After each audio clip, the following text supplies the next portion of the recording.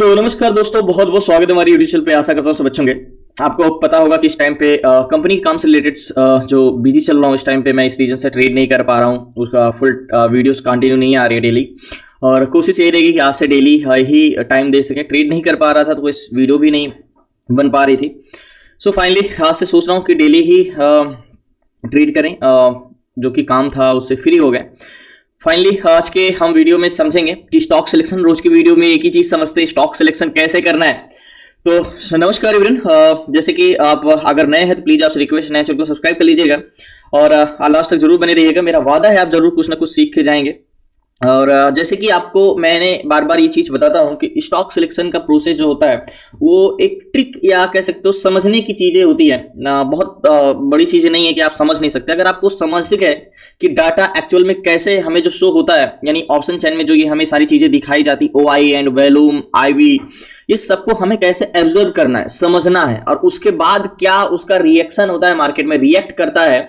OI कितना change होता है तो कितने सेलर रिएक्ट करते हैं, कैसे रिएक्ट करते हैं, स्ट्रेंथ ज्यादा होती है तो कैसा मार्केट रिएक्ट करता है। ये सारी चीजें जो आपको मैंने बोला, तो ये जब आप समझ जाओगे ना तो बहुत इजीली तरीके से आप स्टॉक सिलेक्शन करने लग जाओगे।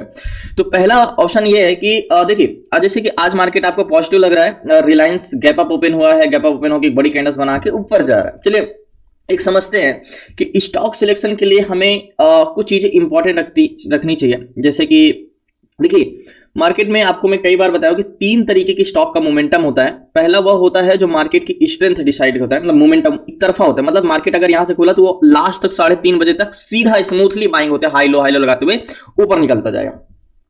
दूसरे नंबर पे वह होते हैं जो मार्केट कुछ इस टाइप से चलेंगे, कंसोलिडेशन करेंगे, फिर बड़ी कैंडल्स बनाएंगे, फिर इस टाइप से करेंगे, फिर एक बड़ी कैंडल्स बनाएंगे, इस टाइप से कंसोलिडेशन करते करते मतलब एक प्रकार से जाएंगे ऊपर और जाना भी ऊपर जा रहा है। ऐसे स्टॉक में क्या होता है ना, स्ट्रेंथ बहुत ज्यादा होती है। ये स्टॉक क्या होते हैं, ये तो देखो इजिली से भाग रहा है, लेकिन ये भागना चाह रहा है बट इसके प्रतिरोधक रोक रहे हैं। मतलब एक्चुअल में इसमें स्ट्रेंथ बहुत बुलिश है, जाना ऊपर बहुत चाह रहा है, बट ये एक्चुअल में इसको सेलर जाने नहीं दे रहे। ठीक है, तो ऐसे स्टॉक में भी हम ट्रेड कर सकते हैं। ऐसे सिचुएशन में क्या होता है, बायर ऊपर ले जाना चाहते हैं और सेलर नहीं ले जाना चाहते हैं। ठीक है, बायर जीतते हैं क्योंकि स्ट्रेंथ बहुत होती है तो मार्केट सडनली ऊपर भागता है तेजी से, और अगर सेलर जीतते हैं तो मार्केट को ऊपर नहीं जाने देंगे तो कंसोलिडेशन करेगा। तो हमारे पास क्या अपॉर्चुनिटी क्या होती है कि अगर हम ट्रेड लेंगे तो या तो वो टारगेट दे देगा या तो हमारे कॉस्ट टू कॉस्ट वहीं पे कंसोलिडेशन करेगा। ठीक है, तो हमें ये पहले फर्स्ट प्योरिटी हमारी ये वाली स्टॉक की रहेगी, सेकंड प्योरिटी ये वाली रहेगी, एंड थर्ड उस टाइप से स्टॉक होते हैं जो स्मूथली जाएंगे लेकिन कहीं से भी रिवर्स कर सकते हैं, ऐसे उस पर ट्रेड नहीं करना हमें। और एक होते हैं बिल्कुल इसी की तरह जो सेकंड नंबर की स्टॉक थे कंसोलिडेशन वाले, सेम इसी तरीके की स्टॉक होंगे जो साइडवे रहेंगे, उसमें स्ट्रेंथ ही नहीं रहेगी। तो इनमें और इनमें पहचानना समझ में आएगा आपको जब ऑप्शन चेन का डाटा आप समझने लग जाओगे। तो समझने में डाटा में क्या होता है, देखिए चेंजिंग कॉन्ट्रैक्ट जितना इंपॉर्टेंट है, यानी ये ग्रीन है कि रेड है, मतलब सबसे ज्यादा अगर कुछ ऑप्शन चेन में इंपॉर्टेंट है तो ये ग्रीन एंड रेड। मींस अगर मैं आपसे बोलूं कि ये 1 लाख है, ठीक है, 1 करोड़ है, 1,29,642 से 1,29,000, ओके, और ये 97,000, बट माने किसकी होगी। मैं कहता हूं यहां पे 50,000 भी होता, 57,25,835 है यहाँ पे, और यहाँ पे 1 करोड़ है, और यहाँ पे ये 50 लाख भी होता और यहाँ पे 1 करोड़ होता। लेकिन अगर कॉन्ट्रैक्ट इधर का ग्रीन है, कॉन्ट्रैक्ट इधर का ग्रीन है, तो हमारा मान्य 50 लाख वाले की होगी, ना कि 1 लाख वाले की होगी, राइट। तो इसलिए हम इसे ज्यादा इंपॉर्टेंस देंगे। चलिए समझते हैं कॉन्ट्रैक्ट के बारे में और कुछ कि हमें स्टॉक सिलेक्शन के लिए क्या क्या चीजें समझनी होती है। तो सबसे पहले हम सारी चीजें इरेज करते हैं। और जैसे मैंने बोला कि मार्केट में कौन होते हैं, एक सेलर होते हैं, ठीक है, सेलर, और दूसरे होते हैं हमारे बायर, ठीक है, सेलर एंड बायर। अब मार्केट में सेलर का काम, सेलर को हम क्या बोलते हैं, मार्केट में OI बोलते हैं। यानी अगर ये आप देखोगे तो ओपन इंटरेस्ट को ही हम OI बोलते हैं। तो आप देखोगे एक OI कॉल साइड है और एक OI पुट साइड है, यानी ये पुट डाटा, ये कॉल डाटा, OI 2 है। तो समझिए इसके बाद का, जैसे मार्केट में 2 लोग होते हैं, सेलर एक बायर, यानी एक OI होता है और एक वैल्यूम होता है। देखो ये OI हुआ और ये वैल्यूम हुआ, ठीक है, और 2 साइड वैल्यूम है। तो सेम इसी चीज का कॉन्सेप्ट हम समझते हैं। जैसे कि सेलर जो होते हैं हमारे 2 टाइप के होते हैं। पहले होते हैं हमारे कौन, कॉल सेलर, एंड दूसरे होते हैं हमारे कौन, put seller, call seller and put seller. और जो देखो यहाँ पे हम OI भी बोल सकते हैं, यानी कॉल्स वाई और पुट्स वाई। यहाँ पे बायर भी 2 टाइप के होते हैं। पहले होते हैं हमारे कौन, कॉल बायर, एंड दूसरे होते हैं हमारे पुट बायर, ठीक है, call buyer and put buyer. तो इस चीज का कॉन्सेप्ट समझो कि कॉल बायर और पुट बायर में डिफरेंस क्या है। देखिए ये 4 लोग होते हैं, देखिए अब देखिए जो कॉल सेलर का काम होता है वो क्या होता है, वो कॉल सेलर का काम होता है मार्केट को ऊपर जाने से रोकना। मतलब अगर आप भागना चाह रहे हो, आपको कोई आगे जाने से रोक रहा है, तो वो कौन है, वो कॉल सेलर। मतलब ये जो कॉल्स OI होते हैं, ये जितनी इनकी संख्या होगी समझ लेना कि वो प्रतिरोधक है। ये 14,61,000, चलिए, तो यहाँ पे इनका काम क्या है, मार्केट को ऊपर जाने से रोकना, और पुट सेलर का काम होता है मार्केट को नीचे जाने से रोकना। तो यानी हम समझते हैं कि पुट सेलर कौन हो गए, ये हो गए, और कॉल सेलर ये हो गए। मतलब ये लोग मार्केट को क्या होगा, नीचे जाने से रोकेंगे, और ये मार्केट को ऊपर जाने से रोकेंगे। मतलब इन दोनों में अगर कंपैरिजन करें तो जिसकी संख्या ज्यादा होगी मार्केट में वही मजबूत होगा। अगर ये संख्या ज्यादा है तो मतलब पुट सेलर मजबूत यानी सपोर्ट मजबूत है, और ये है तो कॉल सेलर यानी रेजिस्टेंस मजबूत है। और कॉल बायर मार्केट को ऊपर की ओर ट्रेवल कराती है। ये जितना हो गया यानी कॉल बायर यानी कॉल्स वॉल्यूम, ये कॉल्स वॉल्यूम जितने ज्यादा होंगे उतना मार्केट में क्या मजबूत होगा, बुलिश स्ट्रेंथ होगी, उतनी ही मार्केट ऊपर जाएगा। तो मतलब आपने ये चीजें समझ ली कि कॉल बायर मतलब ये जितनी ज्यादा संख्या होगी मार्केट को बुलिश ले जाएंगे स्ट्रेंथ, तो यानी मार्केट को ऊपर चलाने का काम कॉल बायर का होता है। और जितने ज्यादा पुट बायर होंगे मार्केट को नीचे ले जाएंगे यानी बेरिश स्ट्रेंथ होगी। तो मार्केट चलता कैसे है, ऐसे तो ही चलता है, ऊपर जाता है नीचे आता है, ऊपर जाता है नीचे जाता है, सपोर्ट बनाता है रेजिस्टेंस बनाता है ना। अब इसी डाटा को हम कैसे डिकोड करेंगे कि क्या इंपॉर्टेंट है, अब चलिए समझते हैं एक चीज और। जो हमारे कॉल सेलर और पुट सेलर होते हैं उनको हम शॉर्ट फॉर्म में बोलेंगे पीसीआर। अब इसका आगे कॉन्सेप्ट हम समझेंगे, ठीक है। पीसीआर यानी जब हम इनको रेशियो निकालेंगे, यानी पुट सेलर को हम संख्या को कॉल सेलर से डिवाइड करेंगे, यानी पुट को डिवाइड करेंगे कॉल से करेंगे, तो हमारा रेशियो निकलेगा, अनुपात में निकलेगा, उसको हम 1.1 1.2 ऐसे बोलेंगे, ठीक है। जो हमारे बायर होंगे उन्हें हम बोलते हैं कॉल बायर यानी सीपीआर। मार्केट में स्ट्रेंथ डिसाइड करेंगे, call buyer divide by put buyer equal to ratio, ये और ये समझिए। पीसीआर की बात हो रही है तो किसकी बात हो रही है, रेजिस्टेंस एंड सपोर्ट की, और बायर की बात हो रही है कॉल बायर पुट बायर, समझ जाइएगा कि बुलिश स्ट्रेंथ ऊपर जाना या नीचे जाना, बायर की बात हो रही है सीपीआर में। तो यही चीज को समझने के लिए हमें ये 200 प्लस स्टॉक में से एक स्टॉक ऐसे पिक करना है जो वन साइडेड है, एक तरफा है, जिसमें स्ट्रेंथ है, जिसमें सबसे ज्यादा स्ट्रेंथ है। तो सबसे पहले स्ट्रेंथ के लिए हमें, जैसे मैंने आपको सीट्स दिया है, इतने सारे स्टॉक में से एक स्टॉक पिक करना जो वन साइडेड हो और एक तरफा हो। तो यहाँ पे हम कैसे इसको पिक करेंगे, देखिए अब मैं आपको बोलूँ कि भी ऐसा है 200 प्लस स्टॉक में से एक स्टॉक पिक करो जो सबसे अच्छा हो, जो सबसे अच्छी स्ट्रेंथ हो। तो कैसे पिक करोगे, एक एक पिक करोगे नहीं, इसलिए मैंने आपको ये सीट्स दी है जिसमें 200 प्लस स्टॉक है, और 200 प्लस स्टॉक में से एक स्टॉक पिक करना। तो आज तक बन गई। सो फाइनली हमें स्टॉक पिक करने के लिए देखिए 4 चीजें इंपॉर्टेंट है। पहले हम सेक्टर की बात कर लेते हैं। सेक्टर पे देखो, सेक्टर की सीट से देखिए आईटी सेक्टर आज बहुत अच्छा चला है, 2% के आसपास। आईटी सेक्टर में अगर टैप करते थे इसके सारे कंपोनेंट जो होते हैं स्टॉक नीचे खुलते हैं। प्रेसिडेंस हो गया। अब सबसे ज्यादा कौन सा चेंज इन परसेंटेज पे क्लिक करते हैं तो सबसे ज्यादा टेकएम, एलटीआईएम एंड एम्फेसिस। और टेकएम में सीपीआर क्या है 3.75 एंड पीसीआर क्या है 0.8। चेंजेस डाटा है, मतलब ठीक ठाक चल रहा है। सबसे कोई नेगेटिव सेंटीमेंट समय तो केमिकल में बस मात्र वो भी 0.05, 2 स्टॉक में से 4 में से 2 पॉजिटिव 2 नेगेटिव है, बाकी सब कुछ सही है।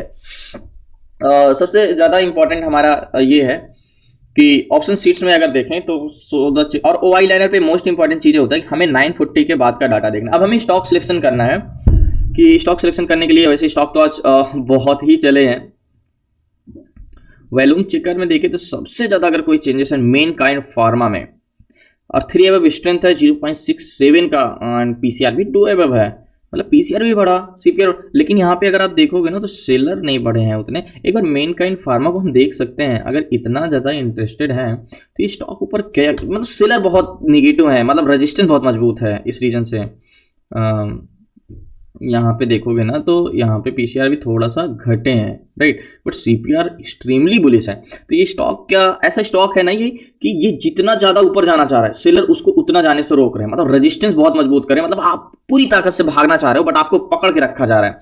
तो सेम देखो यहाँ पे ये वाई लाइनर पे देखो तो पीसीआर मैनकाइंड फार्मा को देखने में हम सॉरी ये है मैनकाइंड फार्मा। तो देखोगे ना तो यहाँ पे सीपीआर अच्छा खासा ग्रो कर रहा है, बट यहाँ पे पीसीआर देखो तो यहाँ पे एक्सट्रीमली नेगेटिव, और यहाँ पे देखोगे ना ऑप्शन सीट्स में तो मात्र 0.41 का, मतलब रेजिस्टेंस प्रतिरोधक बहुत है लेकिन स्ट्रेंथ बहुत ज्यादा है, और स्टॉक ज्यादा चला भी नहीं है, और 67% बायर आज के दिन आए, सबसे बड़ी चीज। तो एक बार हम इसको ऑप्शन चैन पे देखते हैं।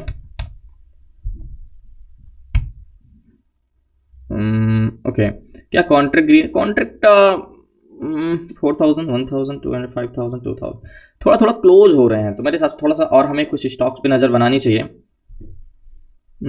40% बायर आए हैं, 1 ये स्टॉक एक है लेकिन कितना 2 अबव स्ट्रेंथ है, 1 का पीसीआर है, 40% बायर आज के दिन आए हैं और 14% सेलर आज के दिन। ये volume checker is most important then other data. सबसे एक कैपिटिक है, कैपिटिक है, शायद नया स्टॉक्स है, फर्स्ट टाइम इस पे मैं ट्रेड करूंगा अगर करूंगा तो। रीजन का इसमें देखो सेलर बहुत स्ट्रांग है एंड स्ट्रेंथ भी ठीक ठाक है और 2.5% के आसपास चला है। तो इसको सबसे पहले हम OI लाइनर पे लगाते हैं कि ये स्टॉक को हमें पिक करने के लिए क्या चीज़ें देखनी है। थोड़ा सा कंसोलिडेशन किया है, PCR बढ़ा है, मेन इंपॉर्टेंट है CPR अभी भी ग्रो कर रहा है। चलिए एक बार इसको ऑप्शन चैन में देखते हैं कैपिटेक को। चलिए कॉन्ट्रैक्ट 100% ग्रीन है, 11,000 एंड 5,000, 4,000 एंड 4,382 एंड 4,400, मतलब सपोर्ट भी मजबूत है एंड रेजिस्टेंस स्ट्रेंथ भी है। तो ये ऐसे इस स्टॉक में चलिए एक फायदा है ट्रेड करने के लिए कि स्टॉक क्या है, या तो ये कंसोलिडेशन करेगा इसी पास या तो टारगेट देगा, तो मतलब हमारे पास रिस्क नहीं है। चलिए इस पर ट्रेड करने के लिए सबसे पहले हमें क्या करना होगा, पहला स्टेप मैंने आपको क्लासेस पढ़ाया कि 1 डे टाइम फ्रेम में लगाओ, बट ये स्टॉक 1212 से 1242 चल रहा है और यहाँ पे से दिखा रहा है 2.5%, थोड़ा बहुत तो चलना चाहिए और ऑलरेडी चला है, लेकिन थोड़ा सा हॉरिजॉन्टल जोन अगर हम देखें ना, तो हॉरिजॉन्टल जोन जो होगा हमारा इसमें हॉरिजॉन्टल जोन, ओके एक तो ये हो गया एंड एक ये हो गया, ये हमारा हॉरिजॉन्टल जोन नहीं, यही होगा। तो क्या हम इसको हॉरिजॉन्टल जोन मान सकते हैं, इसके नीचे का मान सकते हैं ये। तो ये कैंडल्स का बॉडी है, एक्चुअली में ये कैंडल्स का बॉडी समझिए मैंने क्यों ड्रॉ किया। पहली कैंडल्स देखिए ये वाली रेड कैंडल्स एंड दूसरी कैंडल्स ये है एंड तीसरी कैंडल्स ये, बहुत स्ट्रॉन्ग हॉरिजॉन्टल जोन है यहाँ का। तो अगर यहाँ से मार्केट को नीचे देखो एग्जैक्टली कितना परफेक्टली हॉरिजॉन्टल जोन ड्रॉ कर, देखो आपको बहुत लोग मतलब बहुत मैनिपुलेट करते हैं कि ये सपोर्ट ट्रेंड लाइन, ये कुछ लोगों को आप देखोगे ना तो वो एकदम मतलब क्या ही इतनी लाइन खींच देंगे, कहीं यहाँ से एक लाइन बनाएंगे, वहां से एक, और 1 घंटे आधे घंटे बाद चार्ट वो खुद देखते तो खुद ही नहीं समझ पाती ये लाइन हमने क्यों ड्रॉ की है। बहुत सिंपल तरीके से देखना चाहिए। जैसे मैंने बोला था कि एक हॉरिजॉन्टल जोन मैंने ड्रॉ किया जो कि स्ट्रॉन्ग सपोर्ट, मैंने कितना परफेक्टली ड्रॉ किया, मैंने पहले से यहाँ पे नहीं लिया, क्यों मैंने बोला कि ये स्ट्रॉन्ग हॉरिजॉन्टल जोन है। अब नेक लाइन का काम हमारा ये आ जाएगा बस। अब गैन कैलकुलेटर सिंपली तरीके से क्या जाता है, बहुत 50 लाइन खींचोगे यहां से वहां से, रेजिस्टेंस ज्यादा माइंड लगाओगे, ओवर थिंकिंग करोगे, ओवर एनालिसिस करोगे, तब भी कोई मतलब नहीं है। बहुत सिंपल तरीके से करना चाहिए। तो OI लाइनर में गैन कैलकुलेटर की बात करें तो हम गैन कैलकुलेटर ओपन करते हैं। ओके गैन कैलकुलेटर, तो गैन कैलकुलेटर में हॉरिजॉन्टल जोन का जो प्राइस होगा वो होगा 1240 रुपए 41 पैसा, 1240 रुपए 41 पैसे कैलकुलेट करेंगे तो गैन का कहना है कि 1242.56 पे जाएगा, तो आप बाई कर सकते हो। और ऑलरेडी 1246 तक जा चुका, मतलब गैन कैलकुलेटर के हिसाब से तो बाइंग हो चुकी और एग्जैक्टली गैन कैलकुलेटर के बाइंग जोन में है, क्योंकि गैन का कहना है कि भैया 1242 पे जाएगा, 1242.56 पैसे पे जाएगा तो आप ट्रेड कर सकते हो, बाई कर सकते हो। 1250 का ऑलरेडी ये जा चुका है और लास्ट है ये 47 तक जा चुका है। तो मैंने क्लासेस में गैन थ्योरी आपको पढ़ाया था 2 दिन पहले, तो मैंने वहां पे ये चीज को बहुत अच्छे से एक्सप्लेन किया था कि अगर किसी स्टॉक गैन के बाइंग जोन से होकर नीचे आता है बट वो अपने स्टॉप लॉस जोन के नीचे नहीं जाता और फर्स्ट टारगेट नहीं देते, तो आपके पास बेस्ट अपॉर्चुनिटी होती है वहां पे ट्रेड करने के लिए। तो ट्रेड लेते हैं यहाँ पे। मैंने क्या बोला, इसमें हमें रिस्क नहीं है, क्योंकि या तो ये कंसोलिडेशन करेगा या तो टारगेट देगा। क्यों देगा ऐसे, क्यों मैं बोल रहा हूं, क्योंकि 1 के CPR है, 2 अबव CPR है, सब कुछ है। तो वेट करते हैं लास्ट बार मैं इस पे ट्रेड लेता हूं। तो पहले कैपिटल में मैंने 200 क्वांटिटी ली है, 220 क्वांटिटी ली है और 54,620 रुपए का फंड लगा है, 54,220 क्वांटिटी। तो 220 क्वांटिटी सुनने में थोड़ा सा बहुत ज्यादा लग रहा है, बट 54,000 का ही फंड लगा, छोटा प्रीमियम है क्योंकि 60,000 के अंडर ही लगा, क्योंकि मैंने आपको हमेशा बताया कि जो हम ट्रेड करते हैं इंटरडे में हमेशा मैक्सिमम 60 और मिनिमम 40 इसी के बीच में फंड रखते हैं। अब बात करते हैं टारगेट की। देखिए गैन के हिसाब से टारगेट 1250 का है और हम क्या टारगेट रखते हैं, 1 डे टाइम फ्रेम में लगाएंगे तो 1250 का गैन के हिसाब से टारगेट है। और क्या हम 1250 तो नहीं रख सकते हैं, क्या रख सकते हैं, 10 8.200 पॉइंट 16 बिल्कुल रख सकते हैं। ये 1 डे टाइम फ्रेम में जो मैंने आपको क्लासेस में पढ़ाया है कि कैसे हमें सेलेक्ट करना चाहिए टारगेट लेना, तो एग्जैक्टली ये टारगेट है 1250 का ही रखेंगे हम, एग्जैक्टली ये। तो वेट करते हैं लास्ट तक बन रही है। प्लीज आपसे रिक्वेस्ट है चैनल को सब्सक्राइब कर लीजिए। मैं 100% श्योर कि या तो टारगेट देगा या तो यहाँ पे कंसोलिडेशन करेगा, बट यहाँ से नीचे नहीं जाएगा। तो देखते हैं 40 के बाएंगे, तो वेट करते हैं।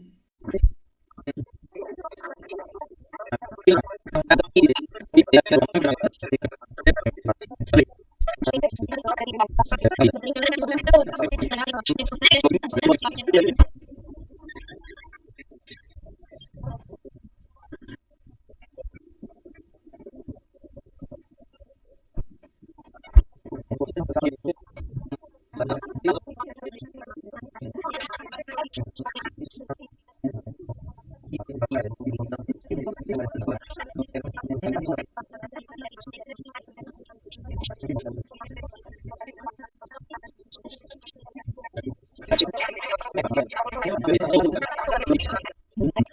फाइनली जैसे मैंने आपको एक चीज बोला है ना कि या तो ये कंसोलिडेशन करेगा या तो टारगेट देगा, बट अगर आपको लग रहा है कि ये रिवर्सल है, नहीं रिवर्सल नहीं है। अगर हम गैन कैलकुलेटर में सेम चीज यहाँ पे देखते हैं ना, तो देखो जो एसएल जोन है वो 1233 रुपीज का है, 0.76 का है, लेकिन प्रेजेंट टाइम का प्राइस जो चल रहा है 1235 रुपीज चल रहा है। बट थोड़ा बहुत नीचे आ गया, क्योंकि अगर आप ओवाई लाइनर में सेम चीजें देखते हैं ना, तो देखो यहाँ पे आपको क्या लग रहा है, सीपीआर अभी भी बढ़ता हुआ लग रहा है, बट पीसीआर यहाँ पे बहुत एक्सट्रीमली अभी थोड़ा बहुत पीसीआर भी स्टेबल हुए हैं। तो मैं 101% श्योर हूँ कि नहीं, हम राइट हैं, हम सही डायरेक्शन पे हैं, हम सही जगह ट्रेड लिए हैं।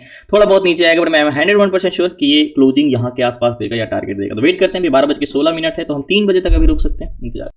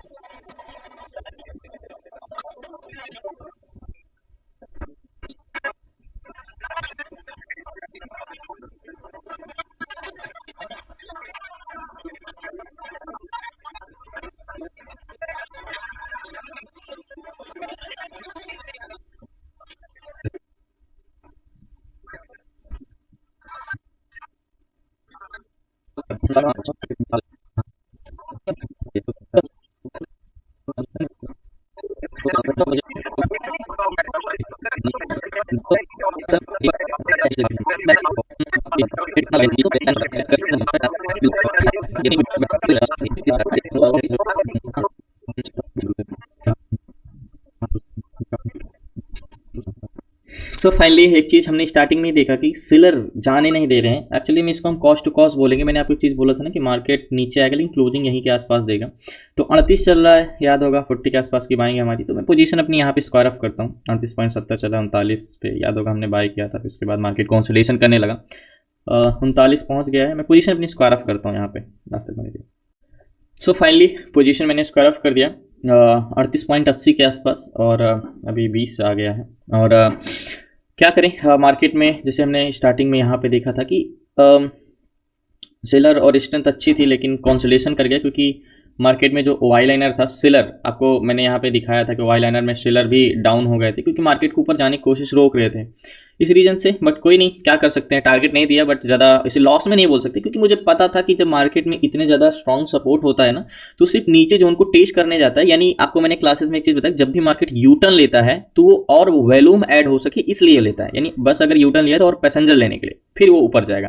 तो मार्केट जब यहाँ पे आ गया था, तो मुझे आपको गैन कैलकुलेटर मैंने एक चीज़ बताया था कि नहीं यहाँ पे 33 या 30 के आसपास आ सकता है। तो वहां तक आया और फिर मार्केट रिवर्स किया और रेजिस्टेंस को टेस्ट करा, मतलब इसको फेस नहीं कर पाए। यहाँ पे बायर अब इंटरेस्टेड हो नहीं रहे, तो कोई नहीं, इसे हम कॉस्ट टू कॉस्ट ही बोलेंगे, इसको लॉस में नहीं बोल सकते हैं।